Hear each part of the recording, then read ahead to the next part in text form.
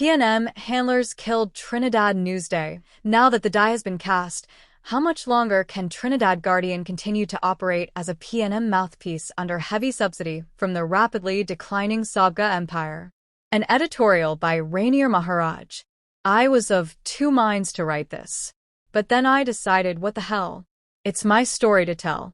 When Trinidad Newsday started in 1993, July, to be exact, it was the result of a lot of difficult work on my and others' behalf. I left Trinidad in 1989 after planting the idea of a third daily newspaper in the mind of someone I won't name. I lived in an apartment building at the time that he owned, and he and I had a long relationship both as boss and employee and as friends, or so I thought. The birth of an idea. Anyway, I suggested the idea of a third daily as we had the press, the physical printing press, and could make it happen. I then migrated, and we kept in touch, this in the days when email was new, and we began sharing ideas back and forth about the idea of a new daily. At the time, the two existing dailies in TNT, The Guardian and The Express, raised their cover prices to $2. I pounced on that, suggesting that if we came up with a new daily with a cover price of $1 and with exceptional editorial coverage, we'd have a shot. I spent a lot of my time planning what this new paper should look like and sent my ideas on paper via FedEx at great personal expense to him. I planned the whole paper, section by section, to maximize not just editorial excellence, but advertising appeal, making it reality. Eventually, in early 1993, he informed me that he had the financing in place to make it a reality. Remember, I was still in Canada at the time, but I was really excited about the prospect. I also trusted him. He got the setup going, and by around April 1993, had rented premises on Chacon Street to house the new daily. He set up the entire infrastructure, equipped the newsroom, and got ready to start. And then sent me a ticket to come back to get the paper going. One major problem we faced: the advertising agencies all saw us as being from the weeklies, which for some reason was a credibility issue, so they didn't want to commit any advertising with us. Now, as a new paper, with no track record and a commitment to sell at a cover price of $1, we needed advertising support. So we met and decided that we needed someone credible from the mainstream media to join us. Bringing in Therese Mills. That's when we approached Therese Mills, who had recently retired as editor-in-chief of The Guardian, to head our editorial department. She agreed. She came on board as the editor of the new newspaper, which we named Newsday. The original name was supposed to have been Daily News, and I signed on as the first weekend editor.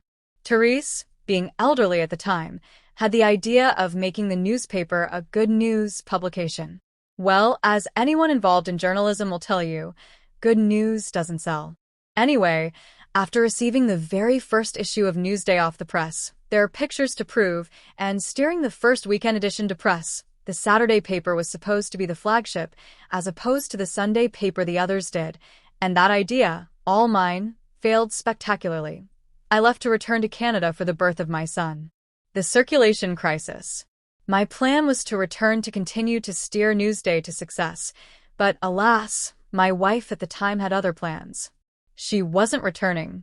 Anyway, I continued to lend my expertise to Newsday's development via email as it continued, and somewhere around September that year, I got an urgent call from my unnamed business partner who sent me a ticket to come back. It turned out that Newsday, with an initial circulation of around 25,000 copies, had dropped drastically to about 6,000 copies daily. I flew in, made quick site visits to the circulation department, and, armed with the information I needed, appeared before the board. I was asked my opinion, and offered that the reason for the drastic drop in circulation was the good news format. Therese, who was on the board, wasn't happy with my conclusion, but I showed facts and figures. She wasn't happy with me, but quickly realized I wasn't attacking her credibility or reputation, but simply stating reality. I was told by her at that point to do what you want, and on the front page of the very next issue of Newsday under my direction, we carried a story of a speaker box falling on a toddler and killing him. The turnaround. Guess what? Sales doubled. And for the next 3 weeks, I led the paper through a transition that saw its circulation literally go through the roof. In short order, Newsday became the best-selling daily newspaper in Trinidad. I eventually had to return home to Canada to my wife and family, and Therese went on to lead Newsday into its later glory days.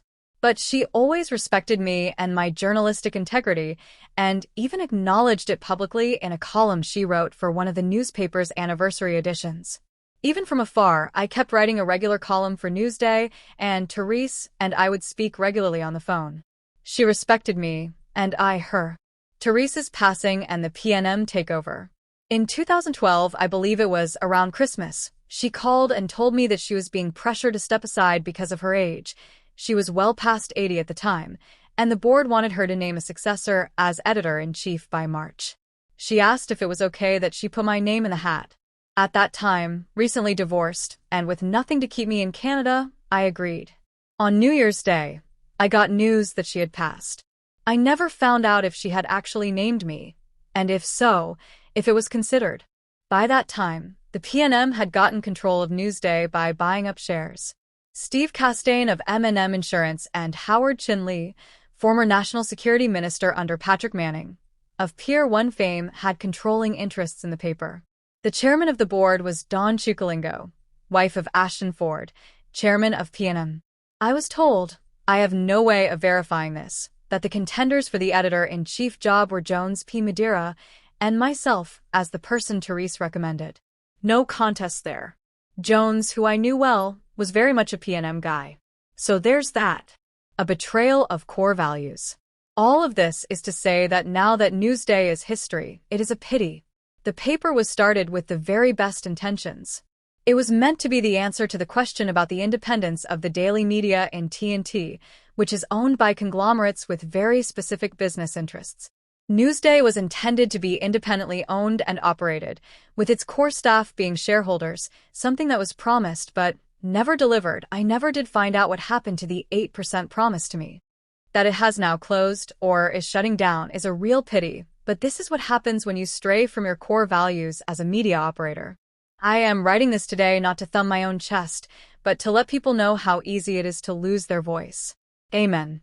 Editor's note: now that the die has been cast, how much longer can Trinidad Guardian continue to operate as a PNM mouthpiece under heavy subsidy from the rapidly declining Sabga empire?